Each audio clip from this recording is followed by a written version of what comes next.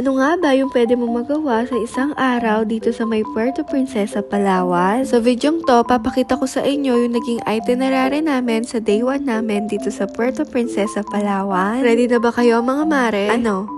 Tara! Yung una nga naming pinuntahan is itong Butterfly Eco Garden. Dito mga mare, para siyang maliit na zoo. May makikita kayong peacock, yung native na baboy sa Palawan, meron din silang bearcat. At makikita nyo rin pala dito yung mga House of Representatives / mga buwaya. Meron din dito yung mga fish na maliliit na kumakain ng kalyo. At nakakakiliti sila mare. Butterfly Garden nga din to. At meron tayong kasamang tour guide na nag-e-explain tungkol sa mga nakikita natin. Tulad na nga lang nitong stick insect na hinahawakan ko. Grabe, na-amaze talaga ako mga mare kasi tingnan nyo naman, para siyang kahoy talaga, no? Pero don't worry kasi EFAS naman sila at di nangangagat. Meron din palang scorpion dito at mga centipede. Yung bayad pala sa entrance fee dito is 60 pesos lang mare, may kasama na yung tour guide. At may mabibili din kayo mga souvenirs dito. Pagkatapos nga, itatawid lang tayo ng kalsada at mapupunta na tayo sa tribal village. Dito nga, ipapaupuin lang kayo and kailangan nyo makinig at manood. Dito nga, makikita natin yung tribo ng mga Palawan. Papakita nila paano sila mamuhay at paano sila tumugtog ng mga instruments.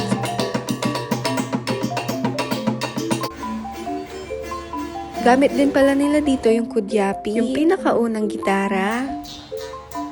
Nakaka-amaze nga, kaya palakpakan muna. Pinakita nga rin nila kung paano sila manghuli ng mga animals. Diba ang galing mga mare, hindi man modern yung ginagamit nila, pero it's working. Gumawa din sila ng apoy gamit yung bato sa harapan namin. So amazing. May photo op nga din dito mga mare, kasama yung mga Palawan. Pagkatapos nga, nilabas nila yung alaga nilang malaki. Itong sawan nila mga mare. Di nga namin kayang hawakan, kaya nagpa-picture na lang kami. Pagkatapos nga, meron pa itong cacao and spice trail. Diba? Sulit na sulit dito yung 60 pesos na entrance fee mo, mare. Marami kang makikita at malalaman. Nakita ko nga rin dito yung favorite ko na chocolate, mga mare. At napakagandang experience nga nito kasi very nature talaga. At ito na nga yung mga butterflies, naglalabasan na kasi maaraw Sobrang ganda, no? Para tayong nanonood ng Amazing Earth. Nakaka-enjoy nga kapag dumapo sa'yo yung butterfly. Kaso, umaalis naman din sila agad. Next destination naman natin is itong Rancho Mitra. Ito naman is yung bahay ng dating governor daw dito sa Puerto Princesa. At sobrang lawak ng lupain nila dito, mare. Kaya marami din tayong activities na magagawa dito. Una na nga dito is yung horseback riding. Ngayon nga lang ako nakasakay ng ganitong klaseng kabayo, mga mare. Kasi itong horse na to, si Storm, pang race talaga siya. Kaya ang haba ng paa niya. Sobrang nag-enjoy nga kami ng kapatid ko dito. Kasi para kaming nasa hacienda. Alam mo yun? Pagkatapos nga, sinubukan naman namin itong slide. Alam mo yung sa Vietnam? Parang ganun siya, mare. At sobrang nakaka-enjoy siya. Sobrang nagustuhan nga to ni LJ kasi pangarap niya daw tumare. Pagkatapos nga, naglakad kami dito sa may tulay. Sobrang challenging nga nito para sa akin. Kasi maikli lang mga binti ko. Pero ang lalaki ng spaces ng bawat kawayan.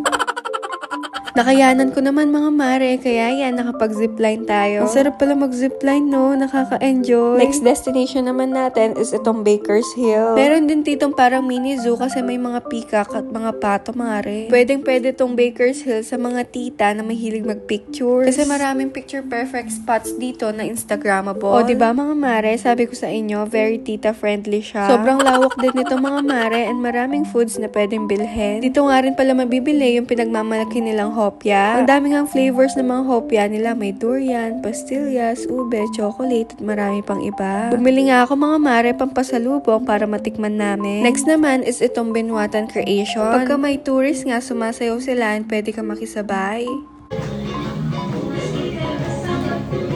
Tapos dito, papa-experience din nila sa'yo paano mag-hobby.